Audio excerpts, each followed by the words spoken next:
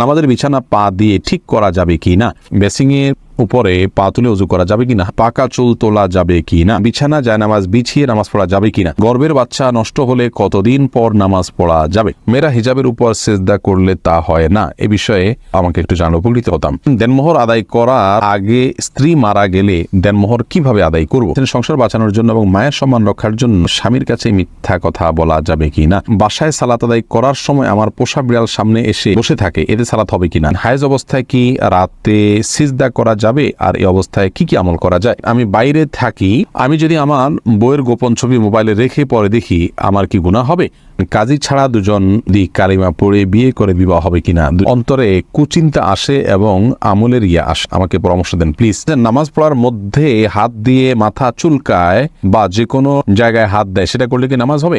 মেয়েরা ফর্সা হওয়ার জন্য কোনো ক্রিম নিতে পারবে কি না? প্রিয় দর্শক, আপনাদের যে সমস্ত প্রশ্ন ইতিমধ্যে আমাদের কাছে চলে এসেছে, আমরা সে সমস্ত প্রশ্ন উত্তর দেওয়া শুরু করছি ইনশাআল্লাহ। জান্নাতুল নাইম জানতে চেয়েছেন, হায়েজ অবস্থায় কি রাতে সিজদা করা যাবে, আর এই অবস্থায় কি কি আমল করা যায়? মাসিক অবস্থায় মেয়েরা সিজদা দিবেন না, পাঁচ ওয়াক্ত নামাজ পড়বেন না, বা কোনো নামাজ পড়বেন না, কোরআন স্পর্শ করবেন না এবং তওয়াফ করবেন না, এছাড়া রোজা রাখবেন না, স্বামী সহবাস করবেন না, এছাড়া যে কোনো কাজ তারা করছেন, দোয়া দুরুদ ইস্তেগফার, আল্লাহর কাছে প্রার্থনা, ইসলামের বই পুস্তক পড়ায় সব কাজগুলো তারা করতে পারবেন, কোনো সমস্যা নেই। আল মুজাহিদ জানতে চেয়েছেন, বাসায় সালাত আদায় করার সময় আমার পোষা বিড়াল সামনে এসে বসে থাকে, এতে সালাত হবে কিনা? জি আল মুজাহিদ ভাই, কোনো অসুবিধা নেই, পোষা বিড়াল যদি সামনে এসে বসে থাকে আপনার সালাত আদায় হয়ে যাবে। প্রিশিলা আহমেদ আপনি জানতে চেয়েছেন, সংসার বাঁচানোর জন্য এবং মায়ের সম্মান রক্ষার জন্য স্বামীর কাছে মিথ্যা কথা বলা যাবে কি না? সংসার বাঁচানোর জন্য যদি হয় তাহলে কথা ঘুরিয়ে বলবেন, সরাসরি মিথ্যা না হলে মিথ্যা কথাটাকেই এমনভাবে বলবেন যে সত্যি মিথ্যা দুটির সম্ভাবনা আছে, একটু ঘুরিয়ে বলবেন, তাহলে সেটি জায়েজ হবে, কোনো অসুবিধা নেই। আর তাছাড়া স্বামী স্ত্রী একে অন্যের সাথে মিথ্যা কথা বলতে পারে তাদের প্রশংসামূলক বা সংসার রক্ষার জন্য যদি একান্ত বাধ্য হন, তবে আবারও বলছি ঘুরিয়ে বলবেন, সরাসরি মিথ্যা নয়। এবারে মানসুর আলী জানতে চেয়েছেন, দেনমোহর আদায় করার আগে স্ত্রী মারা গেলে দেনমোহর কিভাবে আদায় করব? দেনমোহর করার আগেই যদি স্ত্রী মারা যান, আল্লাহ মাফ করুন, তাহলে এটা তো স্ত্রীর পাওনা ছিল, এটি আপনি স্ত্রীর ওয়ারিস যারা তাদের মধ্যে যার যতটুকু প্রাপ্য আছে সে হারে বন্টন করে দিতে পারেন, অথবা তার পক্ষ থেকে আল্লাহ রাস্তা দান করে দিলেন যেন সব তিনি পেয়ে যান। সাইফুর রহমান সিয়াম জানতে চেয়েছেন, পাকা চুল তোলা যাবে কি না? পাকা চুল আপনার একটা বা দুইটা হয়, সেটা তোলা উচিত নয়, কোনো কোনো হাদিসে সেটি নিষিদ্ধ রয়েছে, বিশেষ করে নিজের বয়স লোকানোর জন্য অনেকেই কাজটি করে থাকেন, এটি না করাই উচিত। নীলুফার ইয়াসমিন মাইশা আপনি জানতে চেয়েছেন, সম্প্রতি একটা মাদ্রাসায় পড়া বোনের কাছ থেকে শুনেছি মেয়েরা হিজাবের উপর সেজদা করলে তা হয় না, এ বিষয়ে আমাকে একটু জানলে উপকৃত হতাম। বোন, এটি ভুল কথা, যদি কেউ বলে থাকেন যে হিজাবের উপর সেজদা করলে সেজদা হবে না, কপালের উপরে হিজাব থাকলে সেখানে সেজদা করলে সেজদা আদায় হবে, কোনো অসুবিধা নেই, কোথাও নিষেধ নেই করা দিয়েছে যে কপালের উপরে কাপড় থাকলে সেজদা হবে না। তবে মুখমণ্ডল ঢেকে সেজদা করা উচিত নয় সাধারণ অবস্থায়, যেখানে অন্য কোনো পরপুরুষ নেই সেখানে আপনি মুখমণ্ডল না ঢেকে ওটা খুলে সেজদা করতে হবে। হাদিসে স্পষ্টভাবে মুখমণ্ডল ঢেকে সেজদা করার পর নিষেধাজ্ঞা রয়েছে। আব্দুল মান্নান জানতে চেয়েছেন, আমি বাইরে থাকি, আমি যদি আমার বইয়ের গোপন ছবি মোবাইলে রেখে পরে দেখি আমার কি গুনাহ হবে? না ভাই, আপনার স্ত্রীর একান্তের বা আপনার একান্ত মুহূর্তের ছবি বা যে কোনো ধরনের ছবি ভিডিও আপনার কাছে থাকলে সেটা আপনি দেখতে পারেন গোপনে, কোনো অসুবিধা নেই, এতে আপনার কোনো গুনাহ হবে না। তবে মনে রাখতে হবে যে এতে তার প্রাইভেসি যাতে লঙ্ঘন না হয়, অর্থাৎ অন্য কারোর নাগালে যেন এটি চলে না যায়, সেজন্য প্রোফাইল লক দিয়ে বা বিভিন্নভাবে সেটিকে আপনার নিরাপদে সংরক্ষণ করতে হবে, আপনি দেখতে পারেন, কোনো অসুবিধা নেই। এরপরে এমডি আমিরুল ইসলাম জানতে চেয়েছেন, কাজী ছাড়া দুজন যদি কালিমা পড়ে বিয়ে করে বিবাহ হবে কিনা? দুজন যদি একজন প্রস্তাব করেন আর একজন প্রস্তাব গ্রহণ করেন এবং দুজন সাক্ষী উপস্থিত থাকে, মহানা নির্ধারণ করা থাকে, অভিভাবকদের সম্মতি থাকে, কোনো অসুবিধা নেই, বিয়ে হয়ে যাবে। যদিও ছেলেদের প্রাপ্তবয়স্ক ছেলের জন্য অভিভাবকের সম্মতি কারোর মধ্যে শর্ত নয়, প্রাপ্তবয়স্ক মেয়েদের ব্যাপারে অভিভাবকের সম্মতিকে শর্ত করেছেন অনেক উলামায়ে কেরাম, যদি ইমাম আবু হানিফার মাযহাব অনুযায়ী সেটি শর্ত নয়। তো বিবাহের মৌলিক শর্ত হলো তাদের উভয়ের প্রস্তাব এবং সম্মতি, দুজন সাক্ষী শুনবেন, পুরুষ সাক্ষী শুনবেন এবং মহানা নির্ধারণ করবে, সেগুলো থাকলে বিয়ে হয়ে যাবে। কাজী এটা বিয়ের জন্য আবশ্যক নয়, কাজী ছাড়াও বিয়ে হতে পারে। আব্দুল্লাহ আল মামুন জানতে চেয়েছেন, অন্তরে কুচিন্তা আসে এবং আমলের আসে, আমাকে পরামর্শ দেন প্লিজ। কুচিন্তা এবং খারাপ চিন্তা ভাবনা এগুলো দূর করার জন্য বেশ কয়েকটি ভিডিও আমাদের আছে, সেগুলো দেখে নেবেন ইনশাআল্লাহ।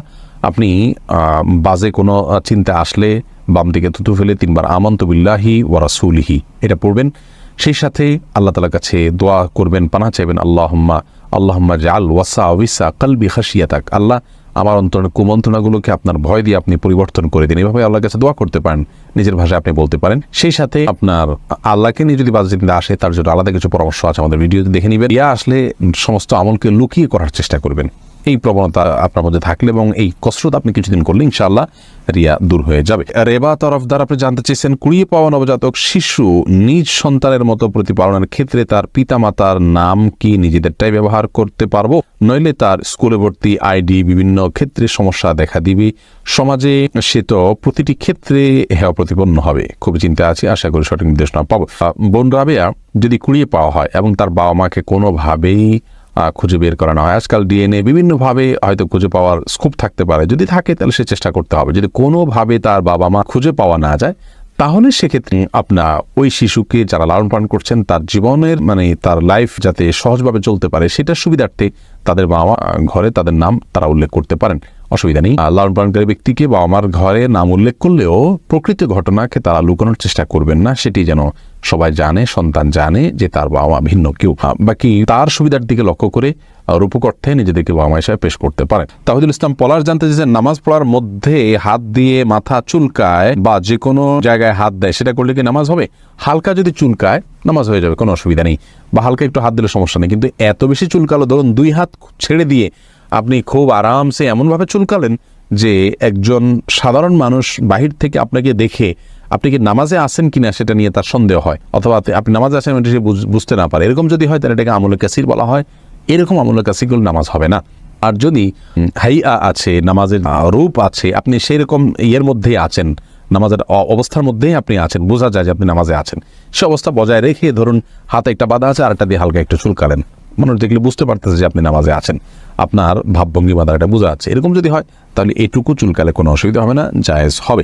আলামিন হোসেন জানতে চেয়েছেন, গর্ভের বাচ্চা নষ্ট হলে কতদিন পর নামাজ পড়া যাবে? গর্ভের বাচ্চা যদি নষ্ট হয়ে যায় এবং রক্ত ব্লিডিং হতে থাকে, নেফাস হতে থাকে যেটাকে বলা হয়, সেটা হলে সর্বোচ্চ 40 দিন পর্যন্ত তিনি নামাজ থেকে বিরত থাকবেন, তারপর নামাজ পড়তে হবে ব্লিডিং থাকলেও। আর যদি ব্লিডিংটা তার আগে বন্ধ হয়ে যায় 20-25 দিন 30 দিনের মাথায়, তাহলে যখন বন্ধ হবে তখন দেখবেন নামাজ শুরু করবেন। এরপরে এমডি নূর আলম জিকু আপনি জানতে চেয়েছেন, মেয়েরা ফর্সা হওয়ার জন্য কোনো ক্রিম নিতে পারবে কি না? নিজের সৌন্দর্যকে, নিজের প্রকৃত রঙকে লুকানোর জন্য যদি এরকম কোনো ক্রিম ব্যবহার করে বিয়ের সুবিধার জন্য, যাতে মানুষ ফর্সা দেখে বিয়ে করে, পরবর্তীতে দেখবে যে পুরো শরীর কালো, এরকম করলে প্রতারণা হবে, সেজন্য এটা নাজায়েজ হবে, হারাম হবে।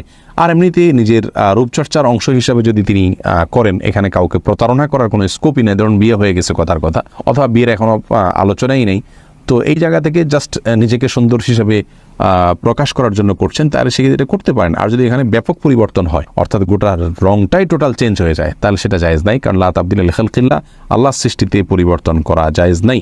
আলেয়া খানম জানতে চেয়েছেন, বিছানা জায়নামাজ বিছিয়ে নামাজ পড়া যাবে কিনা?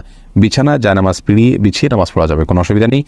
যারা জানতে চেয়েছেন, বেসিংয়ের উপরে পা তুলে উজু করা যাবে কিনা? হ্যাঁ বোন, বেসিংয়ের উপরে পা তুলে আপনি উজু করতে পারেন, কোনো অসুবিধা নেই, যদি আপনি পড়ে যাওয়ার রিস্ক না থাকে বা নিচে পানি পড়ে অন্যদের পরিবেশ নষ্ট না হয় বা সেটা মুছে দিয়ে আপনি করতে পারেন, তাহলে করতে পারেন, কোনো অসুবিধা নেই। তবে পাবলিক প্লেসে এরকমটি না করা উচিত যদি বিকল্প কোনো ব্যবস্থা থাকে, কারণ সেটি দৃষ্টিকটু এবং অনেক সময় সতর লঙ্ঘন হতে পারে বা দেখতে খারাপ দেখা যেতে পারে, অন্যের অধিকার ব্যাপারটা সেখানে থাকে, তো সেজন্য এমনটি না করা উচিত পাবলিক প্লেসে। তাসলিমা আক্তার জানতেছেন, নামাজের বিছানা পা দিয়ে ঠিক করা যাবে কি না? নামাজের বিছানা পা দিয়ে ঠিক করতে কোনো অসুবিধা নেই।